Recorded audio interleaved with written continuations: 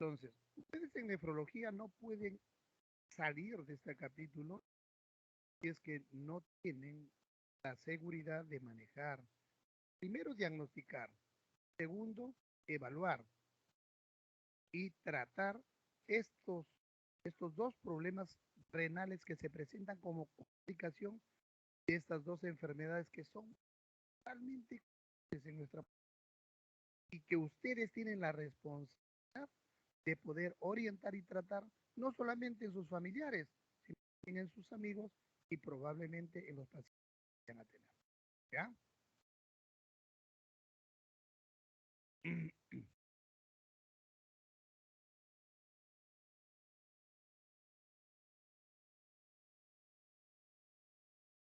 Muy bien.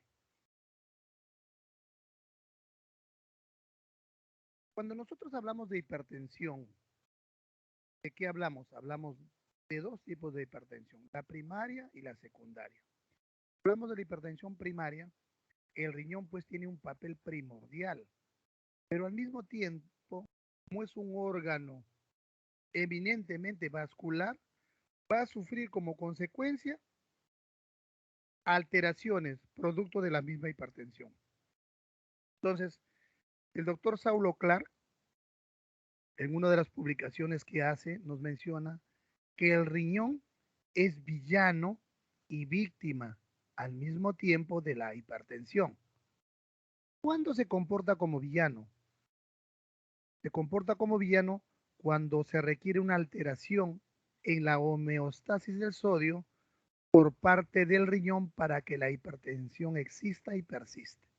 Entonces el riñón tiene una alteración a nivel del manejo adecuado del sodio y por lo tanto provoca la hipertensión. ¿Y cuándo se comporta como víctima? Cuando el riñón se daña, cuando el riñón comienza a presentar insuficiencia renal y acaba en nefroesclerosis, se acaba en insuficiencia renal crónica terminal, ¿no? ¿Cómo definimos nosotros la insuficiencia renal derivada de hipertensión? ¿En quiénes la sospechamos? En aquellos pacientes que tienen pues hipertensión de larga data, ¿no? Y que de alguna u otra forma van a presentar daño a nivel renal. Y ese daño renal se manifiesta ¿por qué? Porque comienza a disminuir su filtrado glomerular y comienza a aparecer también proteinuria en orina.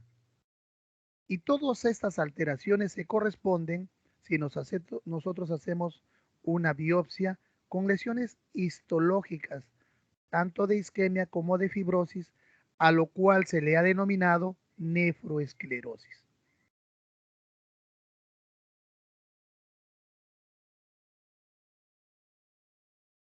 ¿Qué han demostrado los estudios? Los estudios han puesto de manifiesto dos hechos importantes. En primer lugar, que hay una presencia nada despreciable de insuficiencia renal en la población mundial en general. Y en segundo lugar, que hay una relación estrecha entre enfermedad renal e hipertensión primaria. Diferentes estudios, como por ejemplo Framingham, el estudio de Framingham, demostró que la prevalencia de insuficiencia renal en la población en general, tanto en hombres como en mujeres, es de alrededor del 8%. Y otros estudios han determinado, pues, que la hipertensión es un factor independiente para el desarrollo de enfermedad renal crónica terminal. Y lo que sí es claro y es reconocida es que no solamente en Estados Unidos habíamos mencionado, sino también a nivel mundial, que la hipertensión es la segunda causa de enfermedad renal crónica terminal que requiere de diálisis, ¿no? Por otro lado, otros estudios establecen que tanto la hipertensión como la afección renal van a provocar riesgos cardiovasculares más elevados en los pacientes, con aumento no solamente de su enfermedad, sino también de su mortalidad en aquellos pacientes comparados con los que no tienen problema renal. ¿Cuál es la etiopatogenia de este problema? De este problema renal secundario a hipertensión. Miren, realmente los mecanismos íntimos no se conocen totalmente. No se conocen totalmente, sobre todo para la hipertensión esencial, para la hipertensión primaria. Sin embargo, el riñón juega un papel muy importante en su patogenia por tres factores importantes. Por alteración en la eliminación de sodio y agua, por el tono vascular, y todo ello va a influir en la estructura vascular renal, ¿no? Si nosotros queremos agrupar los mecanismos etiopatogénicos principales de la hipertensión arterial esencial, vamos a ver que se relacionan, que se van a relacionar con tres mecanismos: manejo renal de sodio y agua, vasoconstricción arterial y la alteración propia de la pared arterial. Entonces, estos tres mecanismos van a ser los mecanismos principales etiopatogénicos que van a provocar hipertensión esencial. ¿A qué nos referimos cuando hablamos de manejo renal de sodio y agua? Observen ustedes esta figura. Los pacientes normales tienen una determinada presión arterial que hace que se produzca la eliminación tanto de sodio como de agua. Sin embargo, en los pacientes que tienen hipertensión arterial esencial, observamos que esta curva se desplaza hacia la derecha. La curva de la presión y de la natriuresis se desplaza a la derecha, lo que implica que necesitan pues un mayor nivel de presión arterial para poder eliminar tanto sodio como agua. El otro mecanismo implicado es la vasoconstricción arterial. Y esta vasoconstricción arterial se va a producir porque existe un desequilibrio entre las hormonas vasoconstrictoras y vasodilatadoras, ¿no? Con predominio de las hormonas vasoconstrictoras. Cuando ocurre este tipo de problemas, estamos hablando de un concepto que actualmente se ha denominado vasodisfunción. Para que se origine esta vasoconstricción, van a existir estímulos vasoconstrictores, como por ejemplo una alteración a nivel del sistema renina-angiotensina-aldosterona. Observen ustedes esta figura, como la angiotensina 2, a través de la unión de sus receptores, condiciona un aumento de la reabsorción renal tanto de sodio como de agua, originando al final la hipertensión arterial, ¿no? El otro estímulo vasoconstrictor va a ser el sistema nervioso simpático, el cual va a activar a nivel intrarrenal la reabsorción de sodio por efecto directo sobre el túbulo renal. Y por último, el tercer mecanismo que habíamos mencionado es la alteración estructural de la pared vascular, ¿no? Los mecanismos que originan este problema son complejos. Sin embargo, en los últimos años se ha visto que están implicados una serie de citoquinas proinflamatorias, ¿no? Entonces, esos serían los mecanismos principales por los cuales se origina la hipertensión esencial. Sin embargo, habíamos dicho también que el riñón puede originar hipertensión secundaria, ¿no? Entonces vamos a comentar algunos de los aspectos esenciales más importantes de alguno de ellos. Por ejemplo, en los pacientes que son portadores de enfermedad renal crónica, se va a producir un aumento de la presión arterial condicionado ¿por quién? Por disminución de la excreción renal tanto de sodio como de agua, ¿no?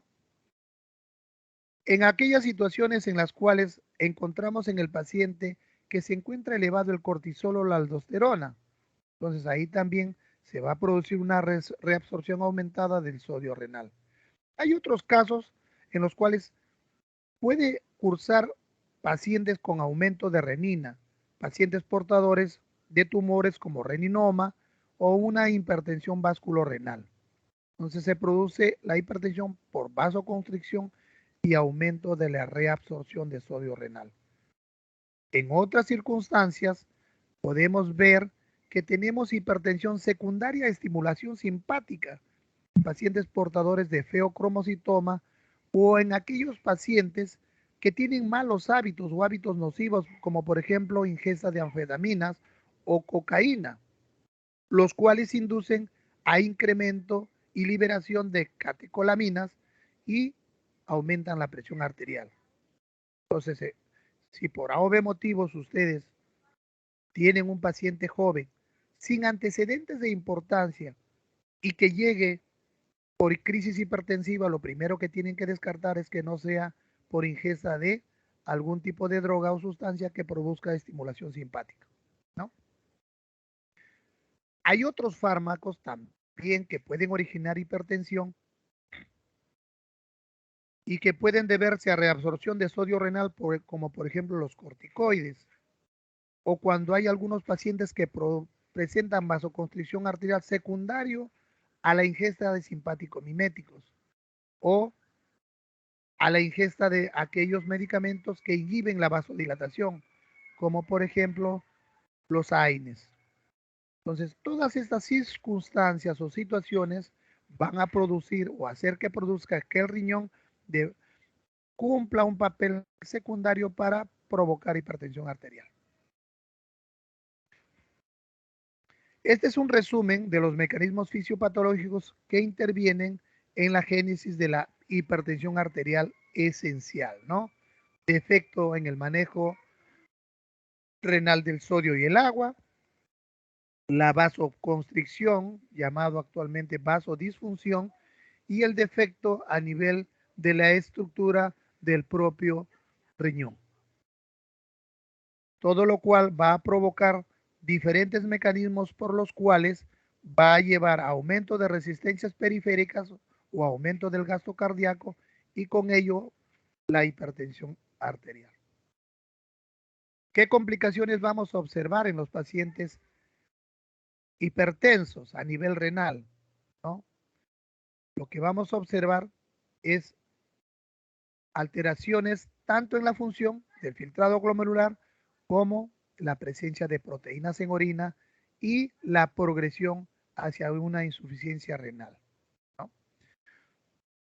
Estas complicaciones, si no son manejadas de forma adecuada y oportuna, lo que van a hacer es que el paciente tenga un mal pronóstico. Primero, porque va a comenzar a perder su función renal. Y segundo, porque sus factores de riesgo cardiovasculares van a incrementar su morbimortalidad. Entonces, ¿cómo definimos nosotros hipertensión en un paciente? Entonces, si nosotros tenemos un paciente y nos viene con cifras de presión arterial superiores a 140/90, sin factores condicionantes, luego de estar descansado, en más de 3 tomas, lo definimos como un paciente hipertenso. Sin embargo, ¿qué tenemos que tener en mente? Que el paciente, conforme aumenta su cifra de presión arterial, comienza a tener mayor riesgo cardiovascular y por lo tanto mayor morbimortalidad. Entonces, si bien es cierto, se ha definido esta clasificación hipertensión con cifras superiores a 140/90, en la actualidad ya se comienza a considerar como una presión óptima valores por debajo de 120/80. Y por lo tanto, aquellos pacientes que tienen cifras por encima de esto, se les considera presiones arteriales normales altas. De un paciente que tiene 130, 139, la sistólica o una diastólica entre 85 y 89, se le considera presiones arteriales normales altas. Pero como habíamos dicho, que conforme aumenta la presión arterial, aumenta los factores de riesgo y la morbimortalidad, se recomienda ahora dar tratamiento médico a aquellos pacientes que tienen factores de riesgo y que cursan con presiones normales altas. Un paciente que ya tiene más de 130 o de 85 hay que darle tratamiento por el riesgo de que se incremente sus factores de muerte. Y esta es la clasificación de la hipertensión arterial. Lo óptimo, presiones arteriales por debajo de estas cifras.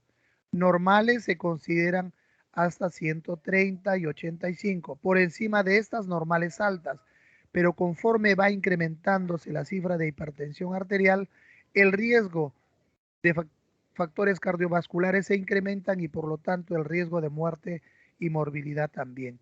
Entonces, hay pacientes en los cuales, les vuelvo a insistir, presiones normales altas asociadas a riesgos cardiovasculares deben recibir tratamiento. ¿Y cuáles son nuestros marcadores de daño renal y riesgo cardiovascular? Al igual que en la nefropatía diabética, nuestros principales marcadores van a ser la presencia de albúmina en orina, ¿no? Ya habíamos definido cuáles son las cifras que nosotros tenemos, ¿no? Y la insuficiencia renal se va a presentar conforme estas cifras de albúmina en orina vaya incrementándose.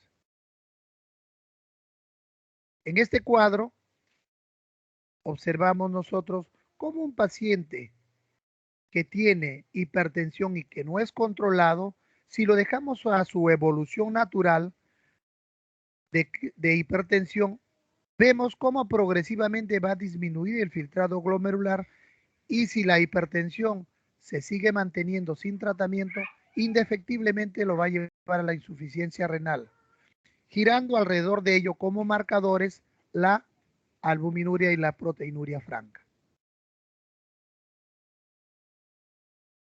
Desde el punto de vista clínico, ¿cuál sería la primera manifestación de la hipertensión? La primera manifestación es la nicturia, ¿no? La nicturia. Entonces, un paciente que sufre de hipertensión comienza a levantarse de noche para orinar, ¿no? ¿Cuál sería el primer signo objetivo?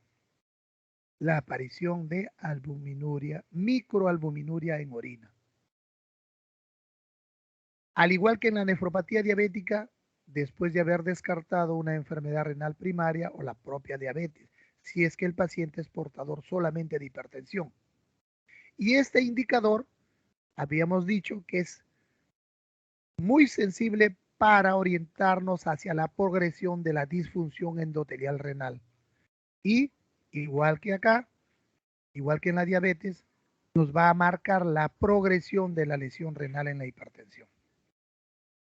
En algunas circunstancias pudiera aparecer pues una proteinuria franca, incluso en rasgos nefróticos en los pacientes hipertensos, ¿no? En algunas otras circunstancias, una de las manifestaciones clínicas que actualmente no es frecuente, pero que antes sí se daba porque no había una adecuada conciencia del tratamiento de la hipertensión, es la nefroesclerosis maligna, ¿no? Hay pacientes que son hipertensos y en los cuales pues comienza a elevarse sus cifras de presión arterial mucho más alto de lo habitual y estas elevaciones se acompañan de manifestaciones neurológicas que en el paciente se van a reflejar porque vamos a ver a un paciente encefalopático que refiere pues dolor de cabeza intenso. Si nosotros tratamos de evaluarlo, vemos que tiene un estado cognitivo deteriorado y hay disminución de la agudeza visual. En estos pacientes, si nosotros les hacemos fondo de ojo, lo que vamos a ver son retinopatías hipertensivas grado 3 o 4, ¿no? Con presencia de lesiones exudativas, hay sangrado, hemorragias e incluso exudados inflamatorios y muchas veces pudiéramos encontrar hasta edema de papila. Por educación, probablemente por mayor conciencia, este tipo de casos es infrecuente verlos. Sin embargo, pudieran ustedes en algún momento tener la posibilidad de ver algún paciente hipertenso que venga con estas manifestaciones. Muy bien. ¿Cómo hacemos el diagnóstico nosotros de la nefroesclerosis hipertensiva? ¿No? Primero, que tenemos que sospecharlo en aquellos pacientes que tienen factores de riesgo cardiovascular. Segundo, que debemos incluir dentro de nuestro sensor la microalbuminuria. Y tercero, es el descenso del filtrado glomerular por debajo de 60 milímetros por minuto, ¿no? Entonces, cuando ustedes tengan un paciente hipertenso, lo primero que deben hacer es tratar de ver si hay o no afectación renal. Y para ello le pedirán pues sus pruebas de función renal, ¿no? Sus pruebas de función renal, su microalbuminuria, estimarán cómo están los electrolitos, de repente podrían pedirle una gasometría arterial, su glucosa y ácido úrico, ¿no? Entonces, con las pruebas de función renal ustedes pueden calcular mediante Cockcroft de Gauss, pueden calcular cómo está esa depuración calculada para de alguna forma ver si hay o no algún deterioro renal. Entonces, estos datos nos van a servir para hacer el diagnóstico y después para seguirlo al paciente, cómo va su evolución renal y si hay o no complicaciones, ¿no? De este paciente. No solamente de la enfermedad, sino también del tratamiento que uno le pudiera dar. Otra cosa que nos va a ayudar es la realización de una ecografía renal. La ecografía renal nos sirve para poder ver la morfología y el tamaño del riñón. Nos permite ver cuál es la diferenciación de la corteza y de la médula. Nos permite también orientarnos y poder ver si el flujo vascular que recibe el riñón es el adecuado para poder descartar la presencia de isquemia renal. Sin embargo, estos pacientes pueden cursar con enfermedad cardíaca. Así como el riñón se compromete, el corazón también sufre como consecuencia de vencer la resistencia hemodinámica que presenta la vasoconstricción periférica y comienza el ventrículo izquierdo a dilatarse y puede presentar disfunción diastólica o acompañarse también de cardiopatía isquémica. Por lo tanto, es importante en estos pacientes hipertensos también hacerles un electrocardiograma y ver cómo está la morfología, el tamaño renal, el tamaño cardíaco con un ecocardiograma, ¿no? Asimismo, a los pacientes hipertensos tenemos que buscarle otros factores cardiovasculares y debemos controlar también la dislipidemia, ¿no? Una vez que tengamos todo esto establecido, debemos hacerle un seguimiento periódico para ver la evolución de nuestro paciente. Eso es en cuanto al diagnóstico. El diagnóstico diferencial de la hipertensión arterial esencial. Nuestro principal diagnóstico diferencial es la hipertensión arterial secundaria o la hipertensión renal, ¿no? Eso es nuestro principal diagnóstico diferencial. ¿Y cuándo sospechamos nosotros de una enfermedad renal primaria como causa de hipertensión? Sospechamos en aquellos pacientes en los cuales nos manifiestan síntomas urinarios como antecedentes o signos de infecciones urinarias o de cálculos o de algún tipo de obstrucción de vías urinarias o de afectaciones renales sistémicas como glomerulonefritis, secundarias a diferentes enfermedades, VIH, hepatitis, autoinmunes, colágeno, enfermedades del colágeno, diabéticas. Entonces, en esos casos hay que sospechar que pudiera ser una enfermedad de hipertensión secundaria a un problema renal.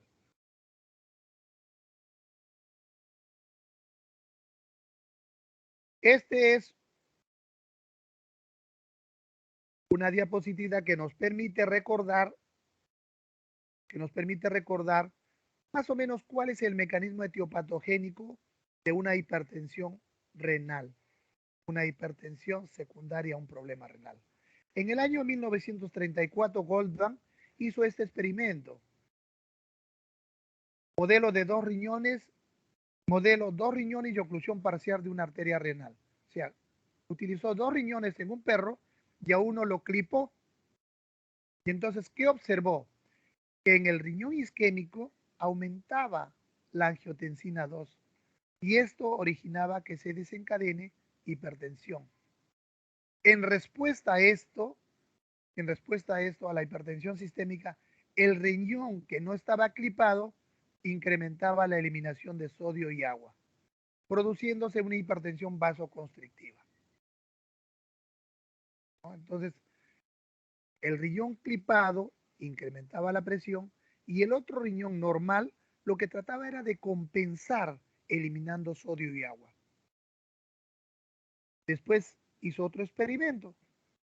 En un perrito clipó de forma parcial cada una de las 2 arterias. Y a los 2 riñones, 2 clips. Entonces, los 2 riñones estaban isquemiados y por lo tanto eran incapaces de responder a la hipertensión sistémica con natriuresis. Había mayor liberación de hipertensión, pero no había una eliminación adecuada de sodio y agua. Por lo tanto, se producía una expansión de volumen y se desarrollaba una hipertensión volumen dependiente. ¿Qué sucedió en el primer caso? En el primer modelo, si nosotros retirábamos rápidamente el primer clip, las cifras de presión se normalizaban. ¿Qué significaba?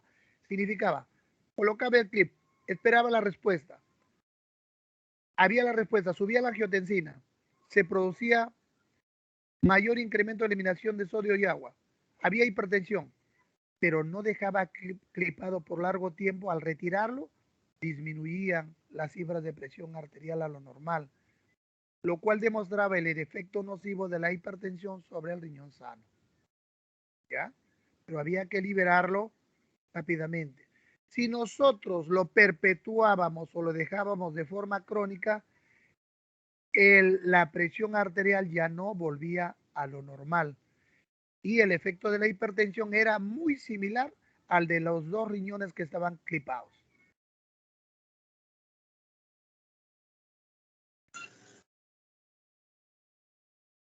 Muy bien.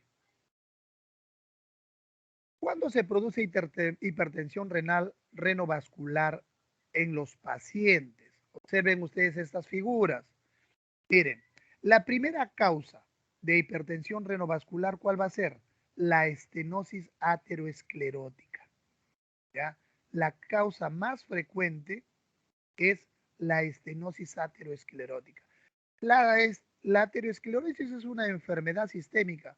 Observen en este caso cómo la aorta tiene también disminución de su calibre secundario a esta enfermedad aterosclerótica y por lo tanto cómo está comprometida esta arteria renal derecha, también sufriendo las consecuencias de esta aterosclerosis.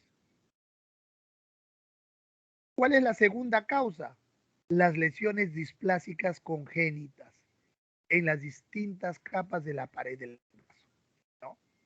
Entonces, las lesiones ateroscleróticas son más frecuentes en los pacientes mayores de 50 años y las lesiones displásicas congénitas son más frecuentes en mujeres menores de 50 años. Entonces, si ustedes tienen un paciente mayor que no era hipertenso, más de 50 años, que no era hipertenso y comienza a presentar hipertensión, sospechen que puede tratarse de un problema de esta naturaleza. ¿Ah?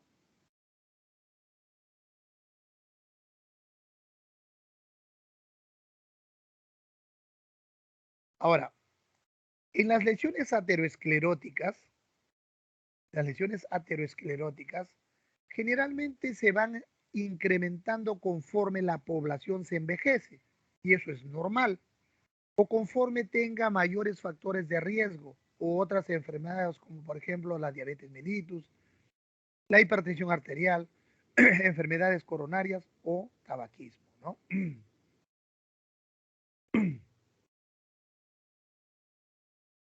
Estas lesiones ateroscleróticas son también causas de enfermedad renal crónica terminal, pero, sin embargo, pueden ser potencialmente reversibles. Nosotros corregimos la estenosis y esto revierte. ¿Ya? Esto revierte.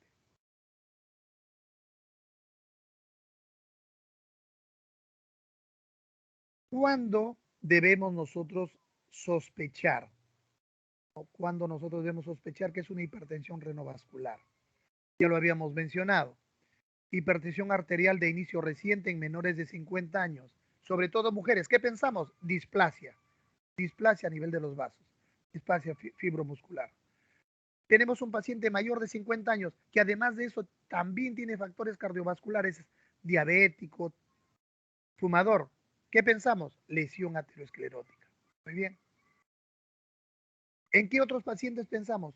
En aquellos pacientes que comienzan a tener hipertensión arterial refractaria, que ustedes le dan un antihipertensivo y no cede la presión, no lo pueden manejar, le suman otro y otro. O en aquellos pacientes que de un momento a otro les puede presentar hipertensión arterial acelerada maligna, como lo habíamos descrito anteriormente.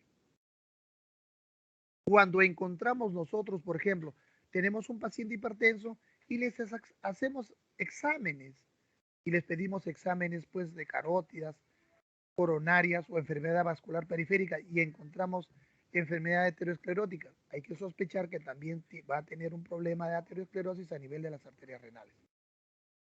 O cuando tenemos súbitamente un paciente que nos viene con insuficiencia cardíaca o edema agudo de pulmón y cuya causa no está precisada. Cuando hay un deterioro de la función renal y la causa no está bien establecida. Cuando hay un deterioro de la función renal cuando le damos tratamiento con IECA o ARA, o ARA2. Cuando pedimos una ecografía y vemos que el paciente tiene asimetría renal, cuando evaluamos un paciente y encontramos un soplo abdominal, hay que pensar en una estenosis renal y por lo tanto probablemente hipertensión renovascular. O al revés, soplo abdominal más hipertensión renovascular, hay que sospechar un problema de estenosis renal. O cuando tenemos un paciente con hipopotasemia espontánea o secundaria al uso pues, de diuréticos. Entonces, todos estos criterios clínicos nos van a hacer pensar o sospechar en la posibilidad de hipertensión renovascular. Si es que no está bien definida, hay que buscarla. El diagnóstico de la hipertensión renovascular.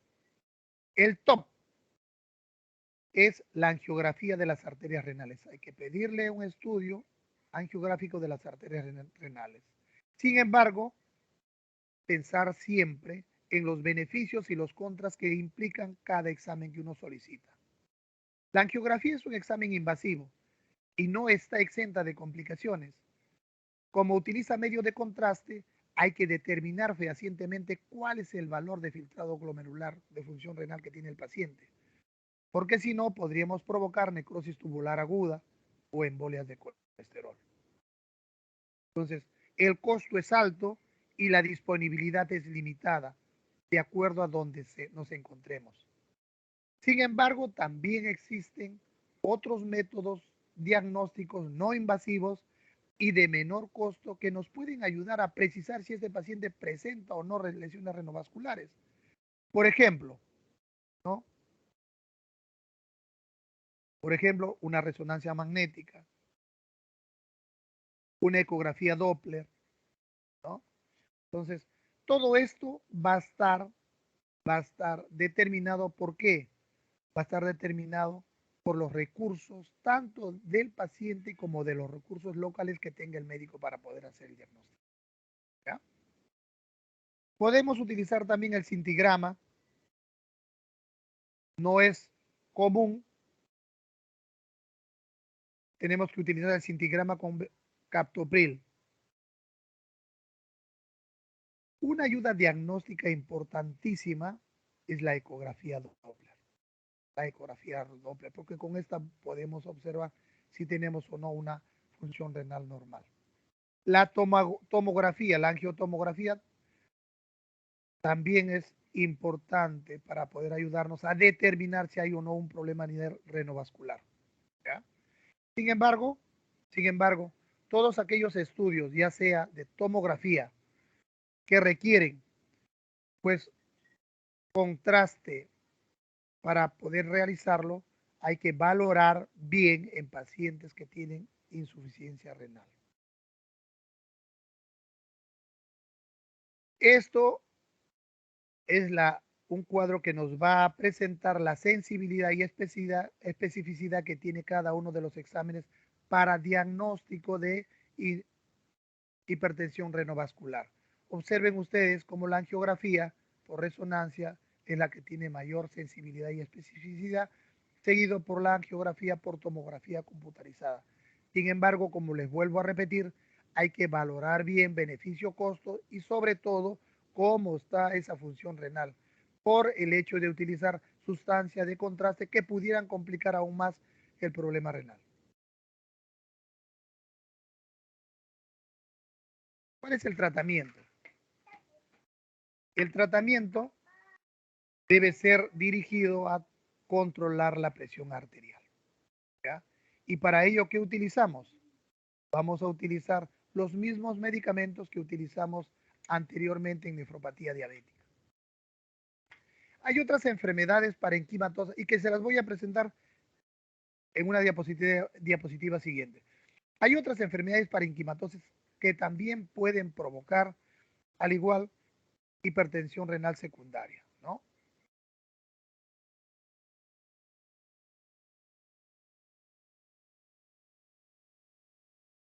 Y cuyo diagnóstico lo podemos precisar con los mismos estudios y que pueden ser una glomerulonefritis crónica, una vasculitis, una enfermedad renal poliquística o una nefritis crónica intersticial.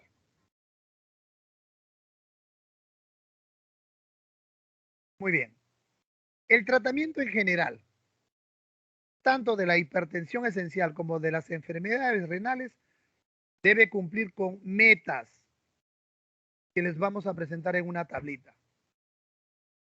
Lo que sí es importante es nuevamente recordarles que la mejor combinación es IECA más ARA, ¿no? ¿Esto qué va a hacer? Reducir la progresión de la enfermedad controlando la hipertensión y reduciendo la filtración de proteínas, ¿no? En forma sinérgica. IECA o ARA hasta obtener valores adecuados. De lo contrario, asociar calcio antagonistas, alfa bloqueantes, diuréticos o beta bloqueantes. ¿Ya? Entonces, estas son las metas terapéuticas en pacientes que ya tienen enfermedades con lesiones vasculares y nefropatías crónicas. Recuerden ustedes que la presión arterial óptima debe ser menor de 120/80. Esas son nuestras metas. La proteinuria debemos llevarla a menor de 300 miligramos por 24 horas. La relación albúmina-creatina debemos llevarla a menos de 300 miligramos por gramo.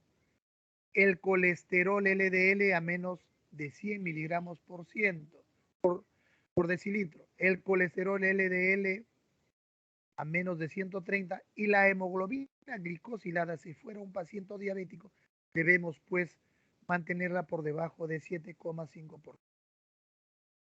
Esas son nuestras metas en estos pacientes hipertensos que tienen ya nefropatía crónica, producto de la hipertensión o que padecen una hipertensión secundaria a un problema renovascular. ¿Y cuáles son las pautas generales de tratamiento hipertensivo? ¿Con qué vamos a obtener estas metas? En primer lugar, nuestra dieta, ¿no? La primera indicación que tenemos nosotros en terapia es la dieta. Una dieta, una dieta pobre, muy baja en sodio, ¿no? De 4 a 6 gramos nada más de sodio en todo el día. IECA, inhibidores de la enzima convertidora de la angiotensina o ARA2 en dosis crecientes hasta llegar a topes máximos. Si aún a pesar de ello nosotros no logramos controlar la presión, debemos utilizar diuréticos, según el clearance de la creatinina. Si el clearance de la creatinina es mayor, calculada, mayor de 30 milímetros por minuto, podemos utilizar tiacidas. Si es menor, los tiacidas están contraindicados porque los tiacidas son ahorradores de potasio y estos pacientes generalmente cursan con hipercalemia. Si es menor de 30, el diurético indicado es el diurético de asa, la furosemida, ¿no? Muy bien. Si a pesar de ello nosotros, por ejemplo, no logramos controlar la presión, entonces debemos agregar un calcio antagonista, ¿no? Siempre y cuando el potasio sea mayor de 5,5. Y solo utilizar ARA o IECA cuando el potasio es menor de 5,5. Entonces, esto también ustedes tienen que tenerlo en la memoria para que cuando encuentren un paciente y le hayan dosado sus electrolitos, sepan cuál de los antihipertensivos deban usar, ¿no? Hasta llegar a las dosis máximas toleradas de ambos medicamentos. Si a pesar de ello no se logra controlar la presión, como sí existen este tipo de pacientes, van a tener que agregar otro antihipertensivo y otro antihipertensivo hasta lograr las metas que estamos observando. Y este es un cuadrito para mostrarles cómo pues en el lapso de 3 meses una paciente recibió ramipril, atenolol e hidroclorotiazida y cómo fue disminuyendo sus rangos de albuminuria y se mantuvo el clearance de creatina. Conforme se fue controlando la presión arterial, los rangos de albuminuria también comenzaron a disminuir y a decrecer.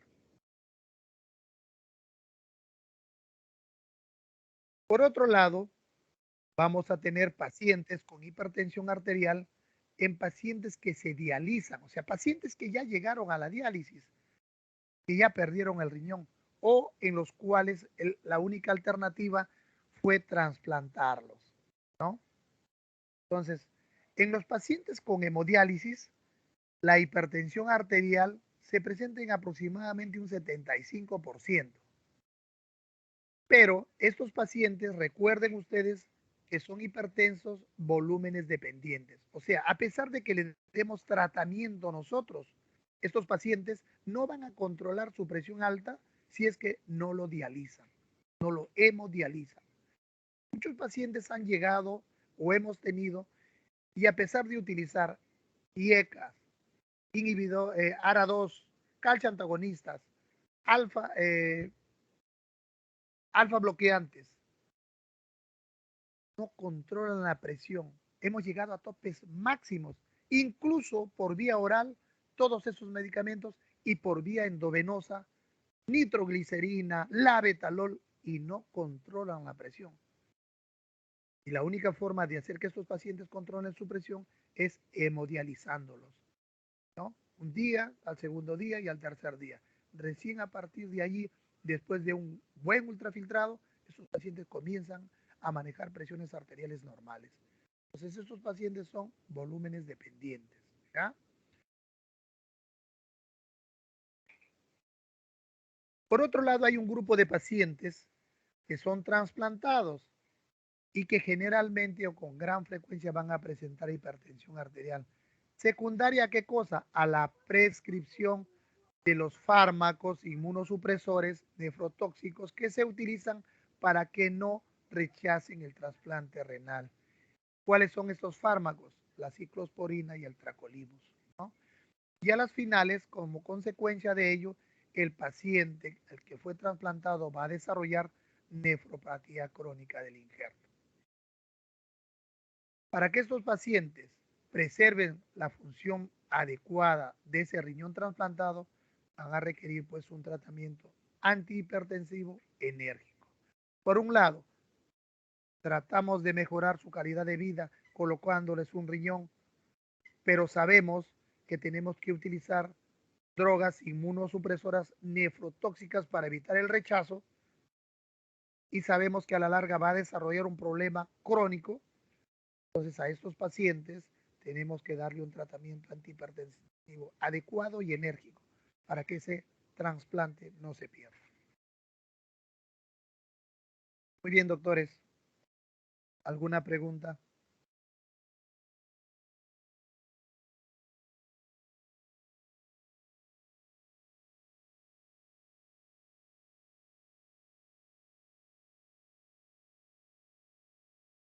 Han venido muy callados, doctores. ¿Qué pasa? ¿Todo está claro?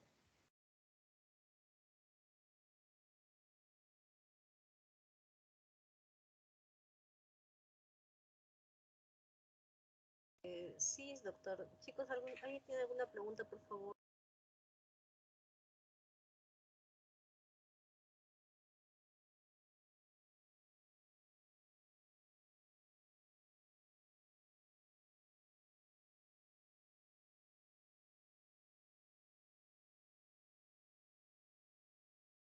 Hemos tratado de que ustedes graben ciertas cosas que no deben olvidarse nunca. Hay dos enfermedades principales que son las causantes de la enfermedad renal crónica y que pueden llevar al paciente a la enfermedad renal crónica terminal, a la diálisis o al trasplante renal, la nefropatía diabética y la hipertensión. Entonces, por lo tanto, ustedes tienen que manejar adecuadamente a estos pacientes para tratar de frenar la progresión de sus enfermedades. Y por lo tanto, tienen que saber diagnosticar no solamente la enfermedad, sino hacerle el seguimiento de ello con pruebas específicas como la albuminuria, ecografía.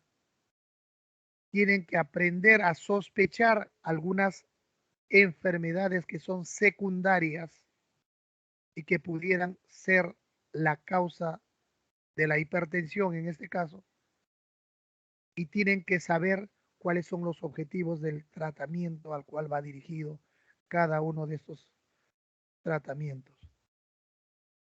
Muy bien, doctores. Si no hay ninguna pregunta, gracias por su atención y a sus prácticas, supongo, ¿no? Gracias, doctores. Nos vemos. Gracias, doctor, por la clase. Chicos, disculpen, tienen que prender sus cámaras para estar listas.